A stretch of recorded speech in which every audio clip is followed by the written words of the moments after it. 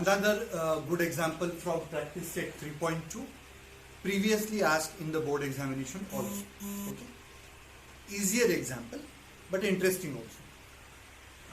You are given that two circles with centers P and Q are touching each other at point R. A line passing through R is intersecting these two circles in points A and B. We have written all the details. Okay. We want to prove that AP is parallel to BQ. That is the main question. The other two questions are secondary questions. Okay. Let us see how can we prove it. If I consider triangle PAR, segment PA is equal to segment PR, because these are radii of the same circle. We have written PA is equal to PR because these are the radii of the same circle. So in this triangle, two segments are congruent, two sides are congruent. So obviously base angles will be congruent by isosceles triangle theorem. So here we have written that therefore angle 1 is congruent to angle 2 by isosceles triangle theorem. Okay. Now I am shifting into two circles are touching each other at point R. Therefore these points are collinear by theorem of touching circles. So we have written PRQ are collinear. Okay. If these 3 points are collinear and this is also a straight line, we have underlined. This line is a straight line. Therefore, these two angles will be vertically opposite angles, and we know that vertically opposite angles are congruent. Therefore, angle 2 will be congruent to 3. We have written angle 2 is equal to 3 because these are vertical angles. Vertically opposite angles are also called as vertical angles. Okay. Now we are shifting into triangle RQB. QR is equal to QB, radii of the same circle. Therefore, angle 3 will be congruent to angle 4 again by isosceles triangle theorem. Angle 3 is congruent to angle 4 by isosceles triangle theorem. So now you are getting a chain. Angle 1 is congruent to 2, 2 is congruent to 3, 3 is congruent to 4. That means 1 is congruent to 2 is congruent to 3 is congruent to 4. All 4 angles are equal in measure.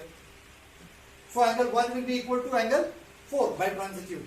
So angle 1 and angle 4 are equal in measure, but these angles are alternate angles, and alternate angles are congruent. So we know that if alternate angles are congruent, then these two lines will be parallel to each other by alternate angles test. Okay. Now, the second question says that show that these two triangles are similar. ये इसको congruent है, ये इसको congruent है, तो triangles, दो pairs of angles are congruent, so triangles will be similar by AA test. So I am only mentioning the test and the similarity. So second one, you will write it in detail. In triangle APR is similar to triangle RQB by AA test. By AA test. Here the correspondence can be changed also. You can write B here and R here. In that case, A will be congruent to B. We know that angle A is congruent to angle B. Okay. Angle 2 is congruent to angle 3. So that is also there. And angle P will be congruent to angle Q. So P and Q we are keeping in the same position. So this correspondence, you have one more option to write. You can write RQB, you can write BQR also. Both correspondences are correct. Okay. So whichever is asked, APR is similar to RQB. So we have written APR is similar to RQB. The way the question expects. Then the third one is also very simple. Okay. It is said that find measure of angle RQB if measure of this angle is 35. Now if this is 35, this will be 35, this will be 35 and this will be 35. 35 plus 35 will be 70. So measure of third angle has to be 110. Why? Because the sum of all the angles has to be 180 degrees. So if this is 35, this is 35, total will be 75 plus third angle will be equal to 180 degrees. So third angle comes out to be 110 degrees. Now question number 2 and question number 3. This is actually question number 3. I wrote it separately to find. That is question number 3.